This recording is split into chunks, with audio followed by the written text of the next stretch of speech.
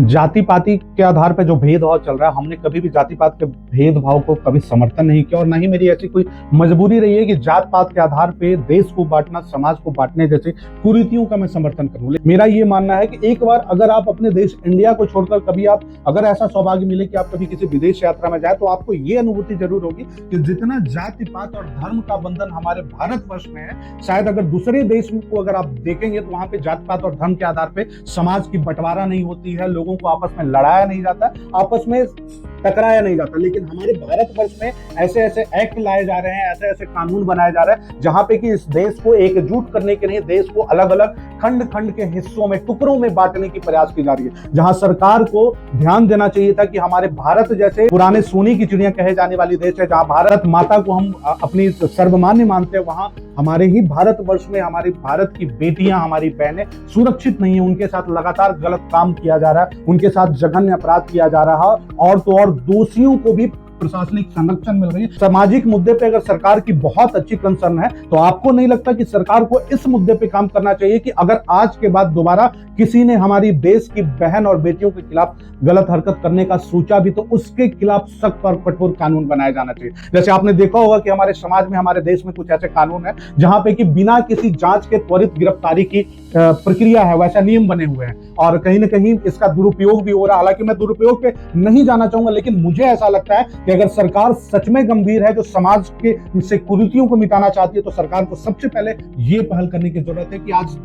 देश की बेटियों के साथ जो जघन्य अपराध हो रहे हैं, दोबारा कोई भी आपराधिक प्रवृत्ति का ऐसा शैतान, ऐसा कोई राक्षस हमारी बहन बेटियों की असमत के साथ खिलवाड़ करने की कोशिश ना करे। और अगर किसी ने यह जरूरत की तो बिना किसी जांच के त्वरित उसकी गिरफ्तारी होनी चाहिए और सख्त से सख्त कठोर कार्रवाई उनके खिलाफ होनी चाहिए। लेकिन आज हमारे देश की बेटियां सुरक्षित नहीं है, लेकिन हमारी देश की सरकारें, हमारे राज्य की सरकारें हमारे समाज को, हमारे राज्य को, हमारे देश को खंड खंड में जाति के आधार पे बांटने की कोशिश कर रही है। हमारे देश में जातिगत जनगणना को ज्यादा प्रोत्साहन दिया जाता है। अभी आपने देखा बिहार में जातिगत जनगणना कराई गई, बहुत हर दल के नेता उसमें सक्रिय भूमिका निभा रहे थे, क्योंकि वो चाहते हैं कि हमारा समाज जात के आधार पे बट जाए। उन्हें तो अपने वोट से मतलब है, लेकिन मैं ये कह रहा हूं कि मैं किसी खास समाज की बेटियों के बारे में नहीं कह रहा हूं। वो बेटी भारत की बेटी है, वो चाहे किसी भी जात की हो, किसी समुदाय की हो, किसी धर्म की हो। अगर उनके खिलाफ कुछ ऐसा आवाज उठे, कोई चेहरे अगर उनके खिलाफ उठे, छेड़खानी के लिए उठे, तो उनके खिलाफ एक ऐसा कानून बनना चाहिए। और साथियों, अगर आपको लगता है कि मैं जाति का समर्थक हूं तो ये आपकी भ्रम है, आपकी भूल है। हालांकि इससे मुझे बहुत फर्क नहीं पड़ता है,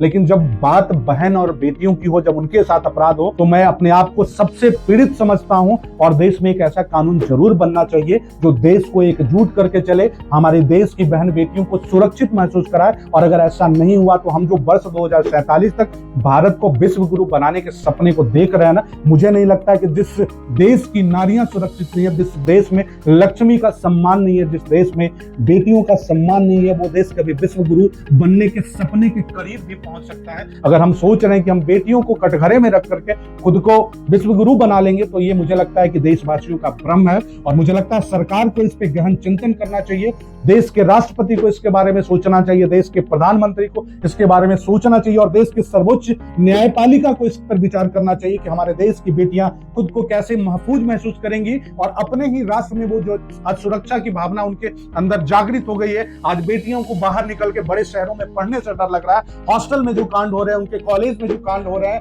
और सरकार को इस ओर ध्यान देना चाहिए। तो सरकार कभी यूजीसी कानून ला रही है, कभी SC/ST एक्ट ला रही है, समाज को खंड खंड में बांटने का एक प्रयास है। और मुझे लगता है कि इसी प्रकार से अगर सरकार वैसे खंड खंड टुकड़ों में बांटने वाले कानून को बनाने में पर काम करती रही, तो मुझे नहीं लगता इसी भारतवर्ष से कई भारत बनने में देर नहीं लगेगा। हर भारत अलग अलग जाति और धर्म के आधार पर बन जाएगा। मैं नहीं चाहता साथियों, मैं चाहता हूं कि हमारा भारतवर्ष विश्व में एक कीर्तिमान स्थापित करे, हमारा भारतवर्ष दूसरे देश के नागरिकों के लिए एक उदाहरण स्वरूप खड़ा हो कि भारत में जाति और धर्म के नाम पे, मजहब के नाम पे लोगों में मतभेद नहीं है, लोगों में मनभेद नहीं है। भारत की नारी, भारत की बेटी और भारत की बहनें खुद को अपने भारतवर्ष में, अपने देश के अंदर में महफूज महसूस करती है। और मुझे लगता है कि जिस दिन ये कानून बन जाएगा, जिस दिन हमारी बेटियां खुद को सुरक्षित महसूस करने लगेगी, और जिस दिन समाज को बांटने के जो कानून हैं उनको अगर विखंडित कर दिया जाएगा, तो निश्चित तौर पे हम विश्व गुरु बनने के सपने को बहुत ही जल्दी अचीव करने के करीब पहुंच सकते हैं।